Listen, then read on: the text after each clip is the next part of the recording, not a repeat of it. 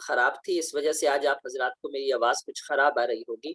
وہ کافی بخار وغیرہ، نزلہ زکام وغیرہ رہا ہے، اس وجہ سے آواز تھوڑی زیادہ خراب ہے، جس وجہ سے شاید آپ حضرات کو صاف آواز نہ آئے۔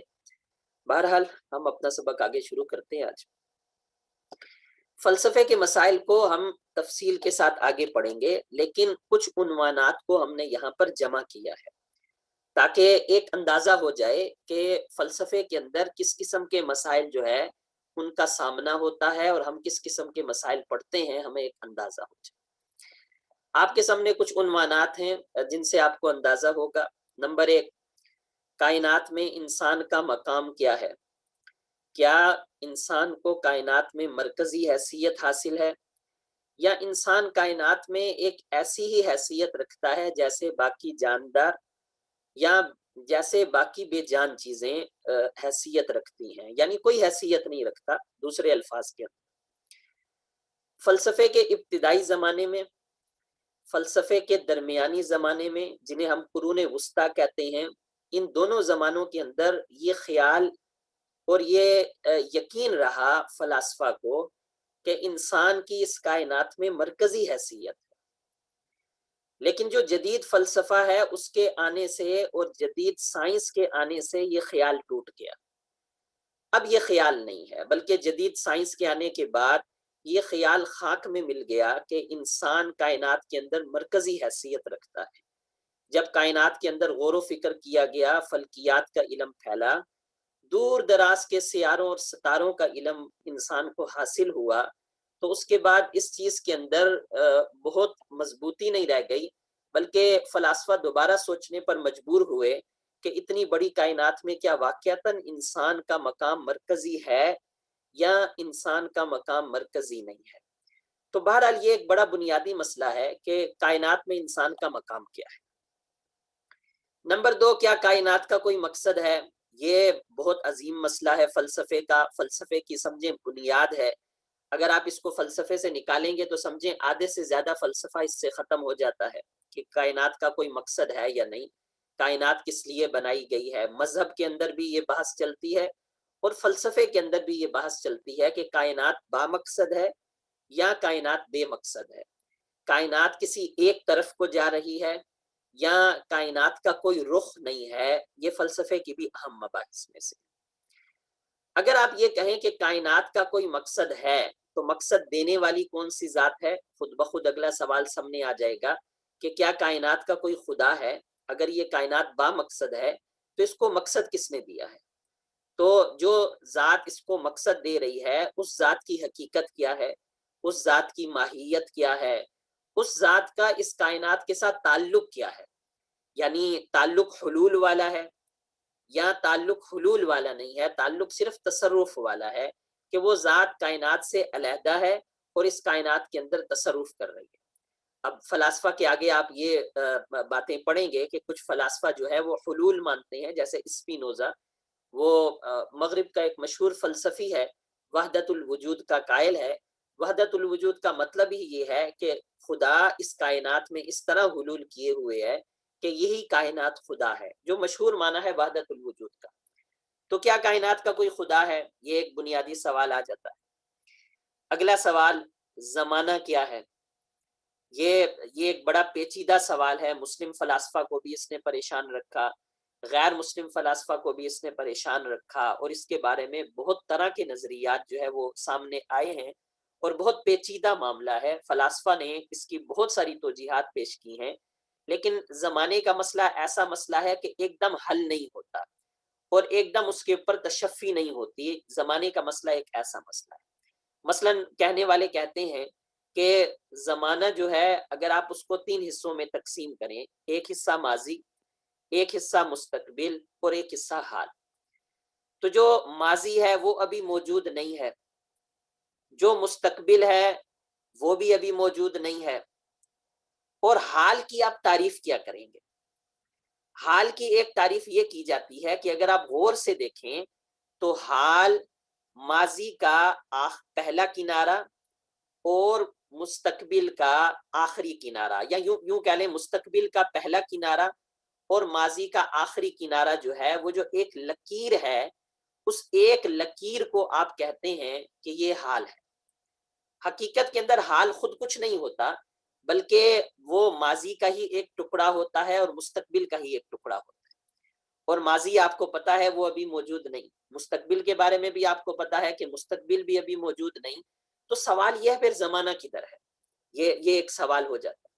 اگر آپ کہتے ہیں کہ بھئی نہیں، زمانہ حال کی ایک مستقل حیثیت ہے، اور حال جو ہے نہ ماضی ہے نہ مستقبل ہے، بلکہ یہ ایک بالکل علیحدہ سے ایک علیحدہ کیفیت ہے، ایک علیحدہ چیز ہے۔ ظاہر ہے حال کوئی چیز تو نہیں ہے، یعنی کوئی مادی چیز تو نہیں ہے، آپ اس کو صفت ہی مانیں گے۔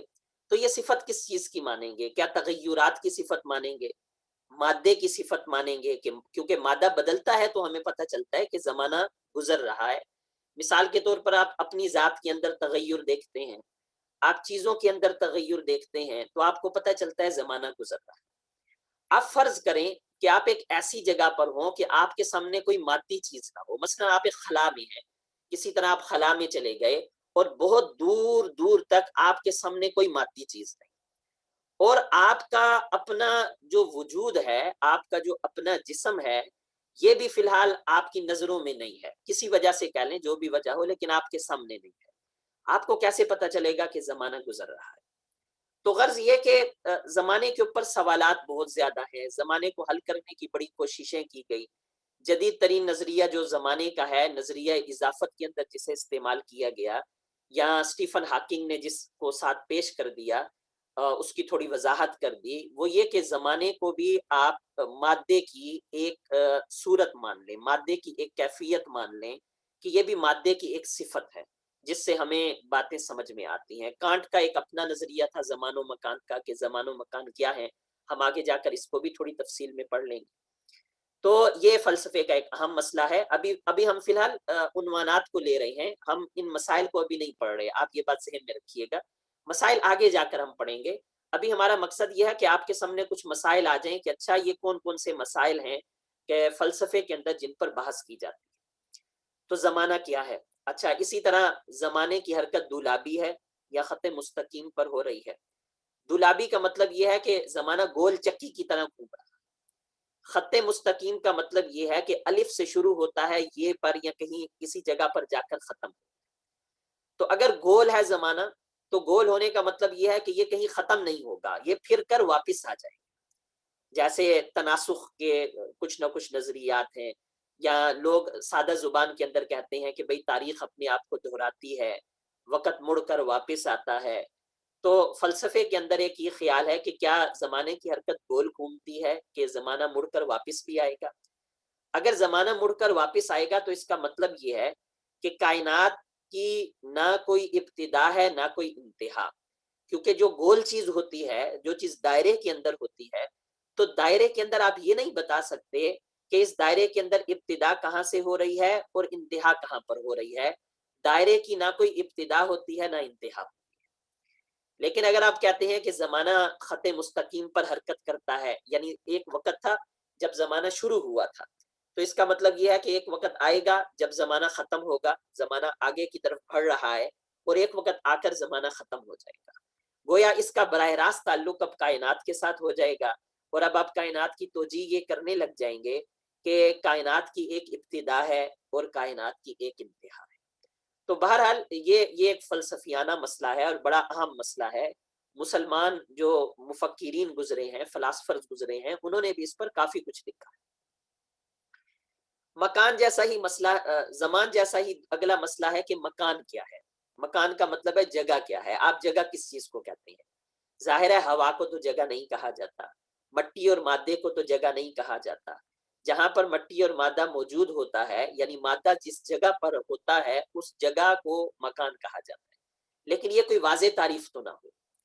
تو مکان کیا چیز ہے؟ ہم مکان کو اضافتوں سے سمجھتے ہیں۔ اضافت کا مطلب یہ ہے کہ ہم مکان کو براہ راست نہیں سمجھ سکتے، ہم کسی چیز کی نسبت سے سمجھتے ہیں۔ مثلا اگر میں ایک کمرے میں بیٹھا ہوں تو ارد گرد دیواریں ہیں، میرے ارد گرد جو جگہ ہے، دیواروں سے مل کر بیچ میں جو خلا سا بنتی ہے، اس سے ایک اندازہ ہوتا ہے کہ یہ جگہ مکان ہے۔ یا سادہ لفظوں میں کہیں کہ جس جگہ پر میں بیٹھا ہوں تو میرے لیے کوئی ظرف ہونا چاہیے، تو جو ظرف ہے وہ مکان ہے۔ لیکن سوال تو یہ نہ ختم ہونے والا چل پڑے گا کہ مکان کیا مکان متحرک چیز بھی مکان ہو سکتی ہے، یا کسی رکی ہوئی چیز کو ہی آپ مکان کہتے ہیں؟ اور کیا ہر مکان کے لیے مکان کی ضرورت ہے؟ یہ بھی بڑا اہم سوال بن جاتا ہے کہ مثلا میرے لیے اگر مکان کی ضرورت ہے کہ میں ایک کرسی کی جگہ پر ہوں، میں ایک بیٹھک کی جگہ پر ہوں، تو کرسی بھی کسی جگہ پر ہوگی۔ کرسی اگر زمین پر ہے تو زمین بھی تو کسی جگہ پر ہوگی، وہ جگہ بھی تو کسی جگہ پر ہوگی۔ تو ایک لامتناہی سلسلہ چل پڑتا ہے مکان کا اور مکان کی تعریف۔ تو مکان کو بھی ہم اضافتوں سے سمجھتے ہیں کہ بھئی دوسری چیز کی نسبت سے، مادے کی نسبت سے، زمانے کو بھی ہم مادے کی نسبت سے سمجھتے ہیں۔ تو اگر ہم دوسروں کی نسبت سے ہی سمجھ رہے ہیں تو اس کا تو مطلب یہ ہوا کہ مکان بھی کوئی حقیقی چیز نہیں اور زمانہ بھی کوئی حقیقی چیز نہیں۔ تو پھر یہ خود کیا ہے؟ ان کو ہم صحیح طریقے سے کیسے سمجھ سکتے ہیں؟ اگر اضافی ہونے کا مطلب یہ ہوتا ہے کہ یہ خود کچھ بھی نہیں ہے، بس دوسروں کو سمجھنے کے لیے ہم نے یہ الفاظ بنا لیے ہیں جن سے ہم دوسری باتوں کو آسانی سے سمجھ سکتے ہیں۔ اور اگر ان کا خود وجود ہو تو پھر اس کا مطلب ہے کہ یہ اضافی نہیں ہے، یعنی آپ بغیر حوالہ دیے براہ راست ان کو سمجھا سکتے ہیں۔ تو یہ ایک فلسفے کا اہم مسئلہ ہے کہ زمانہ کیا ہے، مکان کیا ہے۔ اگلا سوال، ذہن مادے کی پیداوار ہے یا مادہ ذہن کی پیداوار ہے؟ یہ فلسفے کا اتنا مرکزی سوال ہے کہ فلسفے کے جو بڑے بڑے مکاتب فکر ہیں وہ اس کے تحت آتے ہیں، جیسے مثالیت پسندی، جس کو تصوریت پسندی یا آئیڈیلزم بھی کہتے ہیں۔ مثالیت پسندی وہ لوگ ذہن کو اصل مانتے ہیں اور اس کی آگے پھر بہت شاخیں ہیں جن کو ہم نے پڑھنا ہے۔ مادیت پسندی مادے کو اصل مانتی ہے، ذہن کو وہ مانتے ہیں کہ ذہن کا کام، ذہن کے اندر کوئی روح نہیں ہے جو کام کرتی ہے، بلکہ جیسے ہمارے معدے کا کام ہے کھانے کو ہضم کرنا، اسی طرح یہ جو ہمارا دماغ ہے جو مادے سے مل کر بنا ہے، اس کا کام ہے سوچنا۔ تو یہ کوئی روح نہیں ہے، یا جیسے معدے کا کام ہے کھانے کو ہضم کرنا، کوئی روح نہیں ہے، بس یہ معدے کا ذاتی کام ہے۔ اسی طرح دماغ، جو ہمارا دماغ ہے جو مادی ہے، اس کا ذاتی کام ہے سوچ و بچار کرنا، کوئی روح نہیں ہے۔ تو بعض لوگ جو مادیت پسند ہیں وہ روح کا انکار کر دیتے ہیں، یعنی ذہن کا انکار کر دیتے ہیں۔ تو ذہن مادے کی پیداوار ہے یا مادہ ذہن کی پیداوار ہے؟ فلسفے کے مشہور ترین مسائل میں سے یہ ایک مسئلہ ہے۔ اگلا سوال، کیا انسان خود مختار ہے یا مجبور ہے؟ مذہب کے اندر یہ سوال تو آپ لوگ سنتے ہی رہتے ہوں گے کہ تقدیر کے تحت یہ سب مسئلہ چلتا ہے کہ اگر تقدیر لکھی ہوئی ہے اور ہر تقدیر تقدیر مبرم ہے، تو اس کا مطلب یہ ہے کہ انسان کو اختیار نہیں۔ تو مذہب کے اندر تو یہ مسئلہ چلتا ہے کیونکہ اس مسئلے کا ٹکراؤ تقدیر اور علم باری تعالیٰ اور جزا اور سزا کے ساتھ آتا ہے کہ ایک طرف اگر آپ کہتے ہیں انسان کو اختیار ہے تو اختیار کا مطلب یہ ہے کہ انسان جو چاہے کرے، اور اگر انسان جو چاہے کرے تو اس کا مطلب ہے اللہ تعالیٰ کو پہلے سے پتہ نہیں ہے کہ انسان نے کیا کرنا ہے، تبھی تو حقیقی اختیار ملے گا۔ اگر اللہ نے پہلے سے ہی فکس کر دیا ہے کہ اس انسان نے یہی کام کرنا ہے تو پھر حقیقی اختیار نہیں رہتا۔ تو جہاد آپ جتنی مرضی کر لیں لیکن حقیقت میں اختیار کی نفی ہو جاتی ہے۔ لیکن اگر آپ اختیار دیتے ہیں تو علم باری تعالیٰ کی کچھ نہ کچھ نفی ہو جاتی ہے۔ اسی وجہ سے یہ مسئلہ مشکل ہو گیا، اور مذہب کے اندر اس کی حیثیت کافی مختلف ہے اور مختلف انداز سے اس کی وضاحت کی جاتی ہے۔ فلسفے کے اندر اس کے دیکھنے کا انداز مختلف ہے، کیونکہ فلسفے میں اس کا تعلق تقدیر کے ساتھ نہیں ہے یا علم باری تعالیٰ کے ساتھ نہیں ہے۔ فلسفے میں اس کا تعلق ہے دنیاوی قوانین کے ساتھ، کہ دنیا کے بارے میں آپ کیا کہیں گے؟ دنیا لگے بندے قوانین کے تحت چل رہی ہے، جس میں ہم انسان بھی ہیں کیونکہ ہم بھی کائنات کا ایک حصہ ہیں، یا دنیا کے اندر قوانین نہیں ہے؟ اگر آپ کہتے ہیں دنیا لگے بندے قوانین کے اندر چل رہی ہے تو اس کا مطلب ہے انسان بھی کسی خاص قانون کا پابند ہے۔ خاص قانون کا کیسے پابند ہے؟ مثلا ہم ہوا کے بغیر زندہ نہیں رہ سکتے، اب ہم ہوا کے قانون کے پابند ہیں اپنی حیات کے لیے، ہماری حیات کے لیے جو شرائط ہیں ان میں سے ہوا ہے، ہم اس کے پابند ہیں، اس کے بغیر ہم رہ نہیں سکتے۔ ہم آگ کے بغیر نہیں رہ سکتے، ہم مٹی کے بغیر نہیں رہ سکتے، ہم پانی کے بغیر نہیں رہ سکتے، ہم اپنی ذات سے خود نہیں نکل سکتے کہ ہماری ذات علیحدہ ہو جائے اور ہماری سوچ اور ہمارا ذہن علیحدہ ہو جائے، ہم اپنی ذات سے باہر نہیں نکل سکتے، تو ہماری ذات کے اوپر بھی کچھ خاص قوانین ہی چل رہے ہیں۔ اگر دنیا کے اندر آپ قوانین کو مانتے ہیں، خاص طور پر آئنسٹائن کے زمانے تک، جدید سائنس کے اندر آئنسٹائن کے زمانے کے بعد، آئنسٹائن کے زمانے سے پہلے اور نیوٹن کے زمانے تک، تو نیوٹن نے جب قوانین پیش کیے تھے، مادے کے مشہور قوانین پیش کیے، تو اس کے بعد کا زمانہ ایسا زمانہ تھا کہ سائنس نے یہ مان لیا تھا، اور سائنس کی وجہ سے فلسفے نے بھی یہ مان لیا تھا کہ انسان کے اندر اختیار نہیں ہے، انسان مجبور محض ہے، کیونکہ دنیا کا ہر کام جو ہے وہ ایک خاص قسم کے قوانین میں اس طرح جکڑا ہوا ہے کہ اس سے نکل نہیں سکتا۔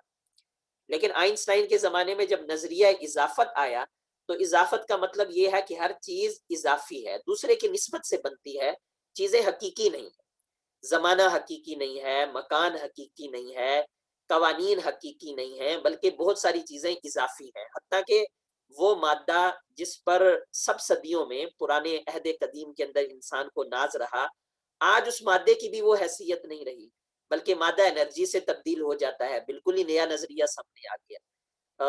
مادے کے جو چھوٹے ذرات ہیں، ایٹم، جس کے بارے میں بڑے طویل عرصے تک سوچا گیا کہ اس کو مزید ذرات میں تقسیم نہیں کیا جا سکتا، جزء لا یتجزا کی جو بحث ہے، لیکن اب ایٹم کو مزید جو ہے نا بہت سارے اجزاء کے اندر تقسیم کر دیا گیا، اور 34 کے قریب اجزاء جو ہے وہ خود ایٹم کے ہو گئے، 34 کے قریب اجزاء خود ایٹم کے ہو گئے۔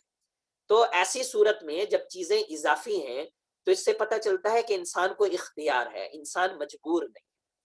تو سائنس اور فلسفہ اس نظر سے انسان کے اختیار یا انسان کے جبر کو دیکھتے ہیں۔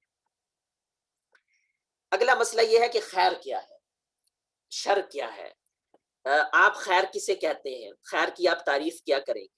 اب فلاسفہ کے ہاں یہ ایک پیچیدہ مسئلہ ہے، کیا آپ خیر کو مذہب کے ساتھ ہی خاص کر دیں گے؟ یعنی مذہب جسے خیر کہے گا وہ خیر ہے، اور مذہب جسے شر کہے گا وہ شر ہے۔ اس کا مطلب یہ ہو جائے گا کہ اللہ نے انسانی عقل کے لیے کسی خیر کو پیدا نہیں کیا، مذہب نے آ کر بتلایا کہ یہ خیر ہے اور یہ شر ہے۔ تو دوسرے الفاظ کے اندر جو شخص مسلمان نہ ہو یا جو شخص مذہبی نہ ہو، وہ شخص، اس کو خیر کوئی بھی حاصل نہیں ہے۔ حالانکہ یہ بات تو بداہت کے خلاف ہے، بہت ساری عام خیریں ہیں، آپ اگر مذہب کی زبان میں کہیں گے تو دنیاوی خیریں ہیں جو غیر مذہب والوں کو بھی ملتی ہیں۔ تو خیر کا تصور کیا ہے؟ کیا آپ خیر کو کہیں گے کہ خیر سراسر عقلی ہے؟ تو فلاسفہ اس پر بحث کرتے ہیں کہ خیر کو ہم کیا مانیں گے؟ کیا خیر جو ہے یہ معاشرتی ہے، ایک معاشرہ ایک چیز کو خیر سمجھتا ہے، دوسرا معاشرہ دوسری چیز کو خیر سمجھتا ہے، تو کیا خیریں مختلف ہو سکتی ہیں؟ مثلا انڈیا کے اندر خیر اور ہوگی، پاکستان میں خیر اور ہوگی، یورپ میں خیر اور ہوگی، تو کیا خیر کی تعریف بدل جائے گی؟ یا خیر آفاقی ہے؟ آفاقی کا مطلب یہ ہے، یہ آفاقی قدر ہے، یہ دنیا بھر کے اندر ایک ہی رہے گی، علاقوں کے بدلنے سے، زمانے کے بدلنے سے خیر کے اندر فرق نہیں پڑے گا، علاقے اور زمانے کے بدلنے سے شر کے اندر فرق نہیں پڑے گا۔ تو یہ آفاقی ہونے کا یہ مطلب ہے۔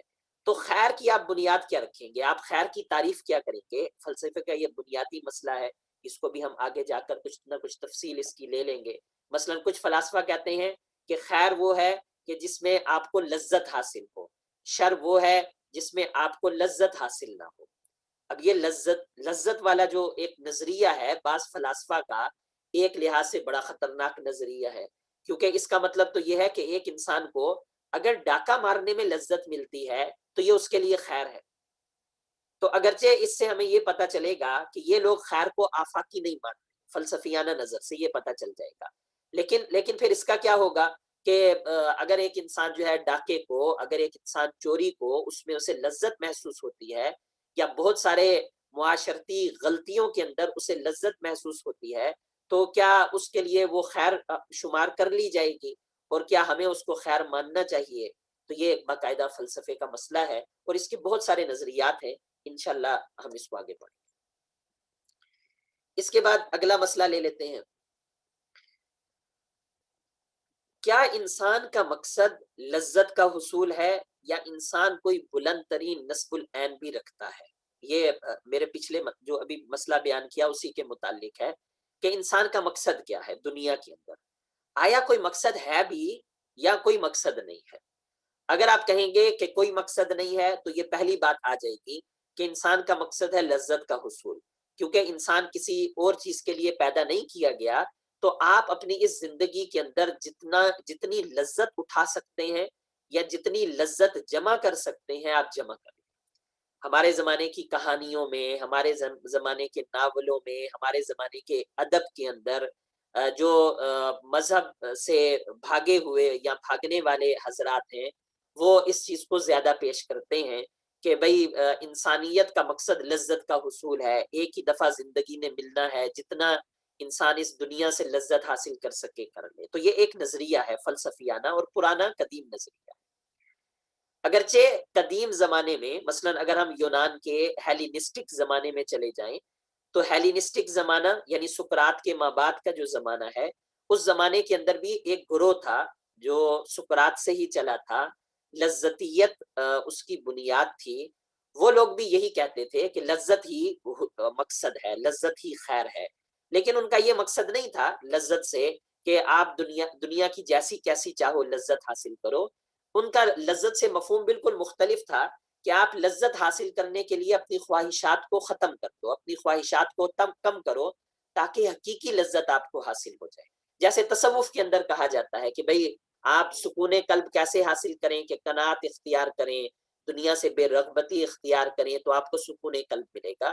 تو اس زمانے کے بعض فلاسفہ بھی لذت کا یہ مفہوم لیتے تھے کہ آپ کو حقیقی لذت اسی صورت کے اندر مل سکتی ہے۔ تو خود یہ مسئلہ چل پڑے گا کہ پھر لذت کیا ہوتی ہے، تو یہ ایک فلسفیانہ مسئلہ بن جائے گا، لذت کیا ہے اور لذت کا حصول کیا ہے، یہ ایک علیحدہ ایک مسئلہ بن جائے گا۔ اور اگر آپ کہتے ہیں انسان کسی بلند ترین نصب العین کے لیے پیدا کیا گیا ہے، کوئی نصب العین رکھتا ہے، تو پھر آپ کو اس کی وضاحت کرنی پڑے گی، وہ نصب العین کیا ہے، کیا وہ دنیاوی ہے یا دنیا سے ماوراء ہے، اور کون اس کو طے کرے گا کہ انسانیت کا کوئی نصب العین بھی ہے۔ تو اب یہ مذہب اور غیر مذہب کی بحث یہاں پر آ جائے گی۔ اگلا مسئلہ یہ ہے کہ مسرت کیا ہے، خوشی کیا ہوتی ہے، آپ کو خوشی کیسے ملتی ہے؟ خوشی کوئی داخلی چیز ہے کہ بغیر کسی کے تعلق کے خود بخود آپ خوش ہونے لگ جائیں، یا خوشی خارجی چیز ہے کہ جب تک دوسروں کے ساتھ اس کا تعلق نہ ہو خوشی حاصل نہیں ہو سکتی؟ تو یہ دو مسئلوں کی طرف یہاں پر آپ کے سامنے اشارہ کیا گیا ہے کہ کچھ کا خیال ایسا ہوتا ہے کہ بھئی خوشی داخلی چیز ہے، یعنی حقیقی چیز ہے، آپ اس کا کوئی تعلق اضافیت کے ساتھ نہیں ہے، یہ کوئی اضافی قدر نہیں، خود بخود بھی خوشی مل سکتی ہے۔ ہو سکتا ہے آپ کوئی کام نہ کر رہے ہوں، آپ نے کوئی دوسری بات نہ ہو اور خود بخود آپ کی طبیعت خوش رہے، یا یہ کہ نہیں ایسا نہیں ہوتا، خوشی کا تعلق دوسروں کے ساتھ ہوتا ہے، دوسروں کے اوپر احسان کر کے تعلق قائم کر کے انسان خوشی حاصل کرتا ہے۔ یہ ایک مسئلہ ہے۔ اگلا مسئلہ اخلاقی قدریں کیا ہے؟ قدر جسے ویلیوز کہتے ہیں، مذہبی اقدار کے اندر آ جاتا ہے اور اخلاقیات بھی اقدار کے اندر آ جاتے ہیں۔ تو اخلاقی قدریں کیا ہے؟ کیا اخلاق کا تعلق صرف مذہب سے ہے یا یہ کوئی مستقل چیز ہے؟ جیسے آپ نے شاید یہ لفظ کبھی سنا ہو کہ اخلاق کا تعلق انسانیت کے ساتھ ہے، یہ لفظ استعمال کیا جاتا ہے۔ تو اس کا مطلب ہے کہ یہ لفظ استعمال کرنے والے ایک تو عوام ہیں، لیکن بڑے درجے پر جو فلاسفہ ہیں کہ اخلاق کا تعلق انسانیت کے ساتھ ہے، وہ اس کو مذہب کے ساتھ خاص نہیں مانتے، یعنی اس کو آفاقی مانتے ہیں اور اس کو طبی مانتے ہیں کہ انسان کی طبیعت اور فطرت ہے کہ انسان جو ہے وہ اخلاق کو چاہتا ہے، مذہب نہ بھی ہوتا تو بھی انسان کی فطرت کے اندر اخلاقیات رکھے گئے۔ لیکن کئی فلاسفہ کا خیال یہ ہے کہ نہیں، یہ مذہب کی دین ہے، مذہب طے کرتا ہے کہ اخلاقی قدریں کیا ہیں، کس چیز کو آپ اخلاقیات میں شمار کریں گے اور کس چیز کو آپ اخلاقیات میں شمار نہیں کریں گے۔ اب فلسفے پر اس میں بحث اس لیے ضروری ہے کہ اگر آپ مذہب سے ہٹا کر دیکھتے ہیں تو بعض مرتبہ غیر مذہب والوں کے پاس بھی اخلاقیات عمدہ مل جاتے ہیں، یعنی ان کے عملی اخلاقیات بہت اچھے ہوتے ہیں، اور بعض مرتبہ اہل مذہب کے اخلاقیات اچھے نہیں ہوتے، بعض کے بہت خراب ہوتے ہیں۔ تو ایسی صورت میں یہ سوال بن جاتا ہے کہ بھئی اخلاقیات کا تعلق کس بات سے ہے؟ یہ بھی ایک فلسفے کا سوال ہے، لیکن آپ کو اندازہ ہو رہا ہوگا کہ اس فلسفے کا تعلق فلسفہ اخلاقیات کے ساتھ ہے۔ اگلا سوال یہ ہے کہ صداقت کیا ہے؟ آپ جس کو کہہ دیں کہ حقیقت کیا ہوتی ہے، یہ ان لفظوں سے بھی ہم کہہ سکتے ہیں سچ کیا ہوتا ہے، صداقت کیا ہوتی ہے، یا اہل مدارس کی زبان کے اندر ہم یوں کہیں گے کہ حق کیا ہوتا ہے۔ اس چیز کی وضاحت کی ضرورت ہے کہ حق کیا ہوتا ہے۔ تو عام طور پر تو تعریف یہ آپ حضرات نے پڑھی ہوگی کہ سچ یا حق وہ ہوتا ہے جو واقع کے مطابق، حق وہ ہے جو واقع کے مطابق ہو۔ لیکن سوال یہ ہے کہ واقعہ، جب آپ کہتے ہیں کہ واقع کے مطابق ہو تو اس سے آپ کیا مراد لے رہے ہوتے ہیں؟ ظاہر ہے اس وقت آپ اس سے مراد یہ لے رہے ہیں کہ جو خارج کے مطابق ہے۔ واقع کا مطلب ہوتا ہے جو خارج کے مطابق ہے۔ اب یہ خارجی دنیا آپ مراد لے رہے ہیں کہ ایک آپ کی ذہنی دنیا ہے، ایک آپ کی خارجی دنیا ہے۔ اگر ذہنی دنیا میں پائے جانے والی بات خارجی دنیا کے ساتھ مل رہی ہے تو آپ اس کو کہتے ہیں کہ یہ صدق ہے، یہ صداقت ہے، یہ حق ہے، یہ حقیقت ہے۔ تو فلاسفہ میں یہ نظریہ چلتا ہے کہ کیا حق اس چیز کو کہتے ہیں؟ بہت سارے فلاسفہ اسے نہیں مانتے، وہ حق کی تعریف ہی بدل دیتے ہیں، وہ صدق کی تعریف ہی مختلف کرتے ہیں۔ مثلا نتائجیت، نتائجیت یہ ایک فلسفیانہ گروہ ہے۔ نتائجیت مادیتزم کا ہی ایک طرح کا فلسفیانہ گروہ ہے، اور ان کا نظریہ یہ ہے کہ صداقت وہ ہوتی ہے جس کا کوئی عملی فائدہ ہو۔ اب دیکھیں تعریف بدل رہی ہے، جس کا کوئی عملی فائدہ ہو وہی صداقت ہوتی ہے۔ اگر آپ کی زندگی میں کسی بات کا کوئی عملی فائدہ نہیں ہے تو آپ اسے حقیقت نہیں مان سکتے، آپ اسے حق نہیں کہہ سکتے، کیونکہ وہ عملی زندگی سے اس کا کوئی تعلق نہیں۔ تو پھر نتیجہ کیا نکلے گا؟ نتیجہ یہ نکلے گا کہ بہت سارے مسائل کے اوپر اس کا اثر پڑے گا۔ مثلا کیا خدا صداقت ہے یا نہیں، کیا خدا حق ہے یا نہیں؟ تو اگر آپ حق کی تعریف یہ کرتے ہیں جو خارج کے مطابق ہو تو خارج کے اندر آپ ثابت کرتے ہیں کہ خدا کا وجود ہے، آپ اس کا ثبوت پیش کرتے ہیں اور آپ کی صداقت کی تعریف بالکل ٹھیک بیٹھ جاتی ہے۔ لیکن اگر آپ کہتے ہیں جس کا خارج کے اندر عملی فائدہ ہو، یعنی آپ کی ذات کے عمل کے طور پر فائدہ ہو، تو یہ نقطہ نظر سائنسی ہو جاتا ہے۔ تو سائنس تو مادے سے بحث کرتی ہے، نتیجہ یہ نکلے گا کہ خدا کا تو آنکھوں سے ہمیں کوئی فائدہ نظر نہیں آ رہا، تو نتائجیت والے وہ خدا کے منکر ہیں۔ وہ کہتے ہیں کیونکہ صداقت کی تعریف یہ خدا کے اوپر، صداقت کی تعریف اس طرح کی جو جتنی بھی مابعد طبیعیات کی چیزیں ہیں، میٹا فزکس ہیں، ان کے اوپر فٹ نہیں بیٹھتی۔ اور نتائجیت والے کوئی اکیلے نہیں ہیں جو یہ کہہ رہی ہیں، اور بھی صداقت کے نظریات ہیں کہ بھئی حق کیا ہوتا ہے، سچ کیا ہوتا ہے۔ تو مغربی فلسفے کے اندر صداقت کی مختلف تعریفات ہیں اور ان کے سامنے ان کی اپنی اپنی توجیحات ہیں۔ انشاءاللہ اس کے بارے میں بھی ہم کچھ نہ کچھ جب مسائل فلسفہ کو ہم وقت دیں گے کچھ تفصیل کے ساتھ تو اس بارے میں پڑھیں گے۔ اگلا مسئلہ ہے جی کہ روح کیا ہے؟ فلسفے کے اندر روح، ذہن، یہ لفظ تقریباً قریب قریب ہی استعمال ہوتے ہیں۔ بعض مرتبہ وہ روح کا لفظ استعمال کر لیتے ہیں، بعض مرتبہ وہ ذہن کا لفظ استعمال کر لیتے ہیں۔ اس طرح کے الفاظ ایک دوسرے کی جگہ پر استعمال ہوتے رہتے ہیں۔ بعض مرتبہ ایک ہی وقت کے اندر وہ نفس، روح، ذہن، ان کو بعض دفعہ مترادف مان لیتے ہیں، کبھی کبھی ان کو جدا کر کے بھی پیش کر دیتے ہیں۔ آپ کو کتابوں میں یہ مختلف انداز سے مسئلہ پیش آئے گا، لیکن فلسفی لوگ روح سے مراد ایسے نہیں لیتے کہ انسانی پورے جسم کے اندر، ان کی مراد ہوتی ہے صرف عقل و شعور۔ اور عقل و شعور کیونکہ یہ ذہن ہے، اس وجہ سے روح کی جگہ ذہن کا لفظ بھی استعمال ہوتا ہے کہ ذہن کیا ہے، آپ اس کی حقیقت کیا بیان کریں گے، روح کیا ہے؟ کیا روح کو آپ حقیقت مانتے ہیں یا روح کو حقیقت نہیں مانتے؟ اگر آپ روح کو حقیقت مانتے ہیں تو اس کا مطلب ہے آپ کے سامنے حقیقتیں یہ دگنی ہیں، یعنی حقیقت کوئی ایک چیز نہیں ہے، حقیقت دو ہیں، ایک مادہ اور ایک روح۔ تو آپ نے حقیقت کو دو مان لیا۔ اس طرح ایک خاص فلسفہ چلتا ہے جسے ثنویت کہا جاتا ہے، ڈیولزم، یہ فلسفہ چلتا ہے۔ لیکن اگر آپ کہتے ہیں کہ نہیں حقیقت ایک ہی ہے، تو اگر حقیقت صرف ایک ہے تو وہ ایک حقیقت کیا ہے؟ ظاہر ہے وہ مرکب نہیں ہوگی، کیونکہ مرکب کا مطلب ہے کہ چیز ایک نہیں ہے، تو وہ مرکب نہیں ہوگی۔ اب آپ کے پاس ایک ہی اختیار بچتا ہے کہ آپ صرف روح کو حقیقی مان لیں اور اس خارجی دنیا اور اس مادے کو غیر حقیقی مانیں، ذہن کی پیداوار مانیں۔ تو اس صورت کے اندر ایک مذہب بن جاتا ہے فلسفے کا، مثالیت، جس کے بارے میں انشاءاللہ آگے ہم تفصیل سے پڑھیں گے۔ یا آپ کہتے ہیں کہ نہیں، یہ روح حقیقت نہیں ہے، جو کائنات کی حقیقت ہے وہ صرف مادہ ہے، تو ایک مذہب بن جاتا ہے مادیت، اور یہ بڑے قدیم مذاہب ہیں فلسفے کے، قدیم مکاتب ہیں فلسفے کے، اور ان کی آگے بھی کئی کئی شاخیں ہیں، مادیت ازم کی اپنی کئی شاخیں ہیں، مثالیت ازم کی اپنی کئی شاخیں ہیں۔ اگر آپ ڈیولزم کے قائل ہوتے ہیں، آپ کہتے ہیں کہ نہیں، جو روح یہ کائنات ہے یہ روح اور جسم دونوں سے مرکب ہے، تو اس کا مطلب ہے آپ ثنوی ہیں، یعنی آپ دو چیزوں کو حقیقت مان رہے ہیں۔ ایسا بھی ہو سکتا ہے کہ آپ دو سے بھی زیادہ چیزوں کو حقیقت مانیں، تو علیحدہ مکتبہ فکر چل پڑے گا۔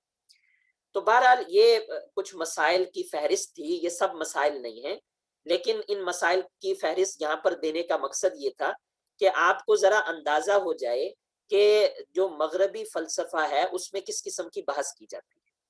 اور آپ میں سے جن حضرات نے مدارس کے اندر بھی پڑھا ہوا ہے فلسفہ، تو آپ کو اس سے ایک اور اندازہ بھی ہوگا، وہ یہ کہ ہمارے ہاں جو فلسفہ پڑھایا جاتا ہے وہ اتنی اصطلاحات کے اندر گم ہے کہ ان اصطلاحات کو یاد کرتے کرتے اور ان کو ذہن میں بٹھاتے بٹھاتے اصل مسئلہ اور نفس مسئلہ ہاتھ سے نکل جاتا ہے۔ یہ ایک ہی مسئلہ نہیں ہے، اور بھی مسائل ہیں جن کا آگے ذکر ہوتا رہے گا، لیکن یہ بھی ایک مسئلہ ہے۔ اور سادہ سادہ زبان کے اندر آپ کو فلسفہ سمجھ نہیں آتا کہ بات کیا چل رہی ہے، ہم سادہ لفظوں میں اس فلسفے کو کیسے پیش کر سکتے ہیں، منطق سے جدا ہو کر بھی کیا ہم اس فلسفے کو دیکھ سکتے ہیں یا نہیں دیکھ سکتے، اور منطق سے جدا ہو کر بھی کیا ہم کوئی دلیل دے سکتے ہیں یا نہیں دے سکتے، تو اس کے اندر مشکل ہو جاتا ہے۔ لیکن ابھی جو فلسفے کے مسائل آپ کے سامنے ہیں، آپ کسی بھی انسان کے سامنے یہ بات پیش بھی کر سکتے ہیں، ہر کوئی سمجھ سکتا ہے، طلباء بھی سمجھ سکتے ہیں، جو مدارس والے طلباء نہیں ہیں وہ بھی سمجھ سکتے ہیں، اس پر باقاعدہ آپ دلائل دے سکتے ہیں، طلباء کو آپ کہہ سکتے ہیں، وہ طلباء اپنی طرف سے دلائل دے سکتے ہیں، کیونکہ یہ مذہب تو ہے نہیں کہ آپ کسی کو پابند کریں گے یا کسی سے ناراض ہوں گے کہ یہی والی دلیل دو یا یہ والی دلیل نہیں ماننی، یہ کوئی مذہب تو نہیں ہے۔ اس کے اندر تو ہر کوئی اپنی رائے بھی رکھ سکتا ہے، اپنی رائے بھی دے سکتا ہے۔ تو یہ قابل فہم ہے، جب آپ فلسفے کو اس طرح لیتے ہیں تو فلسفہ نہ صرف یہ کہ قابل فہم ہو جاتا ہے، بلکہ ایک بڑا دلچسپ بن جاتا ہے کہ آپ افکار کا مطالعہ کرتے ہیں، ان کے نظریات، ان کے دلائل پڑھتے ہیں، آپ کی جستجو اس مسئلے کے اندر اور ان معاملات کے اندر آسان بھی رہتی ہے اور بڑھ بھی جاتی ہے۔ تو یہ ہمارے پاس بنیادی مسئلے تھے، فلسفے کے بنیادی مسائل۔ فلسفے کے تعارف کے سلسلے کے اندر یہ آخری بات ہے، یعنی بہت مختصر سا جو تعارف ہم نے شروع کیا تھا، اس کے بعد اگلے مسائل آ جائیں گے، لیکن یہ آخری بات ہے کہ فلسفے کے مابہل امتیازات کیا ہیں، یا فلسفے کے خواص کیا ہیں، آپ خواص کہہ لیں یا مابہل امتیاز کہہ لیں، تو اس کے اوپر جو ہے وہ بحث آ جائے گی۔ تو اس کو کیونکہ اب 1 منٹ رہ گیا ہے، میں چاہتا ہوں میں کلاس کو دوبارہ سٹارٹ کر دوں تاکہ ہماری بحث جو ہے بیچ کے اندر رہ نہ جائے۔ تو یہاں پر میں اس کلاس کو ختم کرتا ہوں، آپ حضرات دوبارہ سے اسی لنک کو کلک کر کے آپ حضرات دوبارہ کلاس کے اندر آ جائیں۔